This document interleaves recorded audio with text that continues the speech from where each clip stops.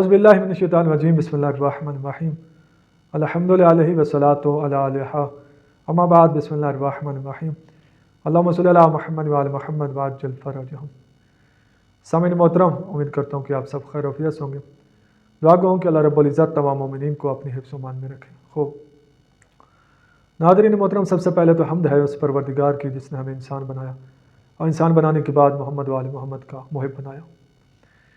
ناظرین محترم، چند دن حاضر خدمت نہیں ہو سکا چند مصروفیات ہونے کی وجہ سے، تو انشاءاللہ اب کوشش کریں گے کہ ہم آپ تک پیغام حق اور پیغام محمد و آل محمد پہنچانے کی کوشش کریں گے۔ اگر ٹائم ملتا رہا تو انشاءاللہ ہم حاضر خدمت رہیں گے۔ ناظرین محترم، جیسا کہ آپ تمام کو پتہ ہے کہ دین کامل ہے اور رسول خدا صلی اللہ علیہ وآلہ وسلم پہ قرآن اترا، اور قرآن میں یہ آیت موجود ہے الیوم اکملت لکم دینکم، کہ آج دین مکمل ہو گیا۔ یعنی یہ دین جو ہے جو ہمارے پاس موجود ہے یہ کامل ہے، ناقص نہیں ہے۔ قیامت تک جو مسائل درپیش ہونے تھے انسان کو، جس میں مبتلا ہونے کا خدشہ تھا، اس کا بیان قرآن و حدیث میں موجود ہے۔ اور قرآن اور حدیث میں کچھ چیزیں واضح طور پہ موجود ہیں، کچھ اصول اور قوانین بتائے گئے ہیں جس سے انسان ایک معلوم چیز سے مجہول چیز تک پہنچ سکتا ہے۔ ان قوانین کو اگر بندہ اپنائے تو انسان کسی بھی مسئلے میں پھنسے گا نہیں، بلکہ حل نکل آتا ہے۔ یعنی قیامت تک جو مسائل درپیش ہونے ہیں تو وہ ہم تک محمد و آل محمد نے بتا دیے ہیں، ان کے حل بتا دیے ہیں۔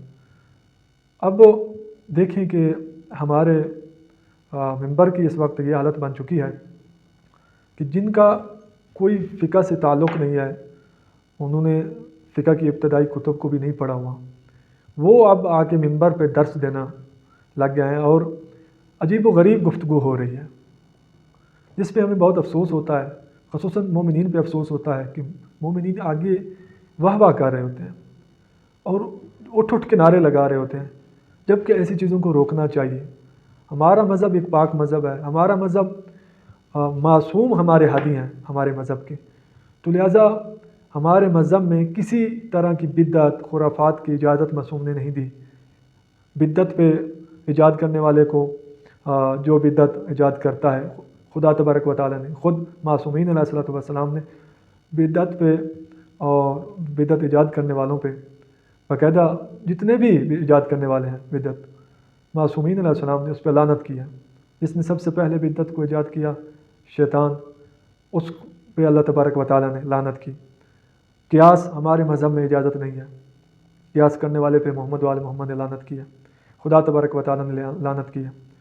مگر متاسفانہ کہ ہمارے ممبر سے اب یہ چیزیں بیان ہوتی ہیں، خرافات، قیاسی مسائل، اور ساتھ ہی ساتھ بہت ساری بدعات کو ایجاد کر کے پیش کیا جا رہا ہے، اور آگے سے ناظرین صرف خاموشی سے سن رہے ہوتے ہیں اور اٹھ اٹھ کے بعض نعرے لگا رہے ہوتے ہیں۔ اس کو یعنی روکنے والا کوئی نہیں ہوتا، یعنی اس کو روکنے والا کوئی بھی نہیں ہوتا کہ بندہ اس کو روکے، بھئی آپ کیا کر رہے ہو، یہ آپ کس کی فقہ بیان کر رہے ہو، یہ فقہ محمد و آل محمد میں تو نہیں ملتی اس طرح کی چیزیں جس طرح تم بیان کر رہے ہو۔ کوئی بھی نہیں روکتا، بلکہ اس کو پیسے دیے جاتے ہیں اور اس کی دعوتیں بڑھتی ہیں، اس کا دل بڑھتا ہے۔ پھر جب داد ملتی ہے، پیسے ملتے ہیں، دعوتیں بڑھتی ہیں، اچھے کھانے دیے جاتے ہیں، تو اس کا دل بڑھتا ہے کہ یہ تو اچھا ہو رہا ہے۔ پھر شیطان بھی اس کو اسی طرف اور دھکیلتا ہے کہ ان چیزوں ایسی چیزیں میں بیان کروں گا تو لوگ تو قبول کر رہے ہیں مجھے بجائے مجھے ٹوکنے کے، تو لہٰذا وہ اسی میں ہی گم ہو جاتا ہے اور لگا ہی رہتا ہے۔ دیکھیں ناظرین کہ ہماری جو مذہب تشیع کی فقہ، اس میں کسی طرح کا بھی کسی انسان کو شریعت سازی کرنے کی اجازت نہیں دی گئی۔ اللہ تبارک و تعالیٰ نے اور محمد و آل محمد نے روکا ہے شریعت سازی کرنے سے۔ تو ہمارے معاشرے میں یہ ہو رہا ہے اور ممبر سے ہو رہا ہے، اور ہم خاموشی سے آگے بیٹھے رہتے ہیں یا اٹھ اٹھ کے داد دیتے ہیں، اس کو روکتے نہیں ہیں۔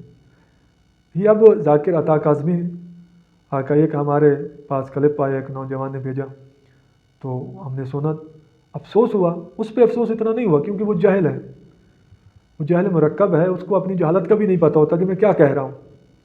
اور مجھ میں کون سی جہالت ہے یہ بھی اس کو نہیں پتہ ہوتا. تو آگے سے جو اٹھ کے نعرے لگا رہے تھے بڑا افسوس ہوا. ناظرین آپ پہلے یہ کلمہ ملاحظہ فرمائیں مزید بات کریں. ہوں پریشان ہو گئے مول صاحب آگدہ نہیں ہے. ہاں مول صاحب دی توضیح چ نہیں ہے لیکن اللہ دے قرآن چ لکھے ہویا اللہ آگدہ 4 ٹنگے والے کتے نو بھی جڑی شے پاک کر لیندی او دا نام وفا ہے. تہاڈی زندگی ہوے ہیں او دا نام زندگی ہوے. یار کیا خیال ہے وہ کتا پاک ہے یا نہیں ہے جی. وفا ایسی چیز ہے وفا کرے اس در تے چل دئی وفا. سامعین محترم آپ نے کلمہ ملاحظہ فرمایا کہ یہ کس طرح یہ ایک جہلانہ گفتگو کر رہا ہے کہ کتا اگر وفا کرے تو وہ بھی پاک ہو جاتا ہے. لا حول ولا قوت الا باللہ العلی العظیم. یہ کس طرح جہلانہ گفتگو کہ مذہب تشیع میں اجماع ہے علماء کا، تمام علماء کا، محدثین کا، محققین کا اور متقدمین کا، متاخرین کا، کہ کتا نجاسات میں ایک نجس چیز ہے اور نجس العین ہے. ایک نجس ہوتی ہے، ایک نجس العین ہوتی ہے. نجس العین وہ ہوتی ہے جو خود بھی نجس ہو اور دوسرے کو بھی اگر وہ لگ جائے تو نجس کر دیں. کتا نجس العین اشیاء میں شامل ہے. تو یہ اس کو پاک ثابت کرنے کی کوشش کر رہا ہے اور کہہ رہا ہے کہ پاک ہے اگر وفا کرے تو. کتا جتنے بھی کتے ہیں وانٹوال جتنے بھی کتے ہیں تمام وفادار ہوتے ہیں. شاذ و نادر کوئی ایک کتا ہو جو وفادار نہ، ورنہ مشکل ہے. کتا تمام کے تمام وفادار ہوتے ہیں. پھر یعنی تمام کے تمام کتے پاک ہو گئے. کتنی یعنی گھٹیا بات، جو اہل سنت بھی اس طرح کی باتیں آج کل نہیں کرتے. ان کے بھی پڑھے لکھے لوگ وہ بھی آج کل تبدیل ہوتے جا رہے ہیں اور مذہب تشیع کی طرف رغبت پکڑ رہے ہیں. تو ہمارے میں ایسے بیٹھے ہیں جاہل جو شریعت سازی کر رہے ہیں، بدعت ایجاد کر رہے ہیں، خرافات پھیلا رہے ہیں. آپ لوگ اٹھ کے داد دیتے ہیں. فقہ کی جتنی ہی کتابیں ہیں تمام میں، شرح العلومہ میں دیکھو، شرح الاسلام میں دیکھو، علامہ اہلی کے تبصرے میں دیکھو، اس کے علاوہ جتنی ہی ہماری بزرگ علماء کی کتب ہیں، آپ تہذیب الاسلام میں دیکھو، فروع کافی میں جا کے دیکھو، تمام کتابوں میں یہ چیز موجود ہے کہ کتا نجس ہے. مگر یہ جاہل انسان یہ خود نجس ہے اور یہ کتے کو پاک کرنے کے چکر میں پڑا ہوا ہے. کیونکہ مشرک، کیا کہوں میں اب اس کو، یہ اتنا بڑا غالی اور مشرک ہے کہ اس نے پہلے مولا کی شان میں یہ غلو کرتا رہا، آخر میں یہ آج سے 2 ماہ پہلے اس نے مولا کی توہین کی ہے. مولا کو بے نمازی کہا تھا اس نے. تو پھر اس نے معافی مانگی اور کہا مجھ سے وہ الفاظ آگے پیچھے ہو گیا، یہ ہے وہ ہے.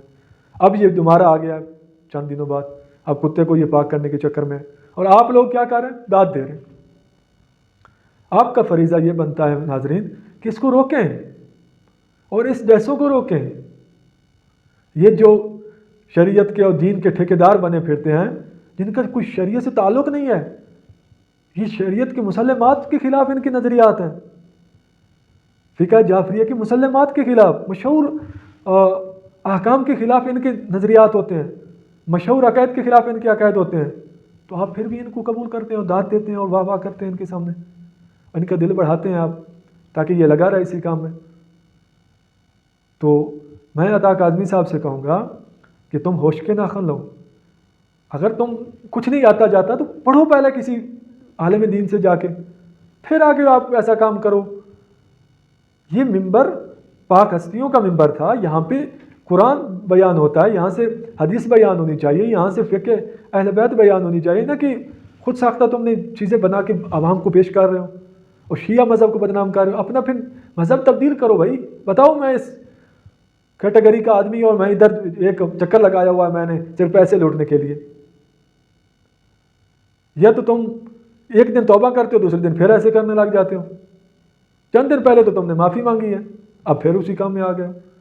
ایک طرف یعنی شریعت میں چیز کی بڑھانا یا کم کرنا، یہ شریعت سازی کرنا خود توہین ہے شریعت کی. خود یہ خود محمد و آل محمد کے فرامین کے خلاف ہے، کیونکہ رسول خدا صلی اللہ علیہ وآلہ وسلم کا جو انہوں نے حلال قرار دیا وہ قیامت تک حلال ہے، جو رسول خدا صلی اللہ علیہ وآلہ وسلم نے حرام قرار دیا وہ قیامت تک حرام ہے. ان کا حلال کردہ حلال رہے گا قیامت تک، ان کا حرام کردہ حرام رہے گا. جس چیز کو محمد و آل محمد نے نجس قرار دیا تم اس کو پاک کہنے لگ گئے ہو. اور پھر داد لے رہے ہو لوگوں سے، پھر تم کچھ دن بعد کہو گے مجھ سے غلطی ہو گئی ہے۔ تو میرا چندہ اگر تم سے ایسی غلطی ہوتی رہتی ہے اور تمہیں کچھ نہیں آتا جاتا تو پہلے پڑھ کچھ کسی عالم دین سے جا کے، پھر ممبر پہ آ۔ یہ کوئی ممبر کھلونا تھوڑا ہے بندہ کھیلتا رہے جس طرح مرضی آئے۔ تو آخر میں تمام مومنین سے گزارش کروں گا کہ خدا را آپ سمجھیں، آپ غور و فکر کریں کن چیزوں کو آپ قبول کر رہے ہیں اور کن لوگوں کو آپ نے ممبر دیا ہوا ہے جن کے پلے کچھ بھی نہیں ہے، نہ علم ہے، نہ ادب ہے، نہ اخلاق ہے، کچھ بھی نہیں ہے، ان کو آپ نے ممبر دیا ہوا ہے اور واہ واہ کرتے رہتے ہیں۔ آپ خدا را آپ بھی کچھ سمجھیں۔ آخر میں دعا کہوں کہ اللہ رب العزت تمام مومنین کو اپنی حفظ و امان میں رکھیں، شیعان علی میں اتفاق و اتحاد کی توفیق عطا فرمائے اور ہمیں صراط مستقیم یعنی ولایت علی ابن ابی طالب علیہ الصلوۃ والسلام پر ثابت قدم رہنے کی توفیق عطا فرمائے۔